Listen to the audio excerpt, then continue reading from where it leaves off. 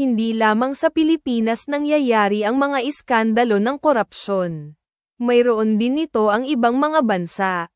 Humingi ng paumanhin ang punong ministro ng Hapon at namumunong pangulo ng LDP na si Sanae Takaichi noong Martes dahil sa pagtanggap ng labis na mga donasyon ng korporasyon.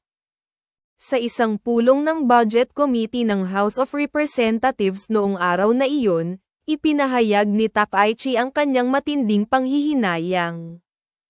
At idinagdag na naibalik na ng kanyang partido ang labis na halaga. Ang lokal na sangay ng LDP sa Nara Prefecture, na kinakatawan ni Takaichi, ay nakatanggap ng donasyon na 10 milyong yen, 64,400 United States dollars, mula sa isang kumpanya sa Tokyo noong ika-26 ng Agosto ng nakaraang taon. Lumampas din sa limitasyon ng 7.5 milyong yen na pinapayagan ng batas para sa partikular na uri ng donor. Sa mga matataas na opisyal na hinirang ni Takaichi matapos maupo sa pwesto noong Oktubre. 7 ang naiugnay sa iskandalo ng slush fund ng LDP.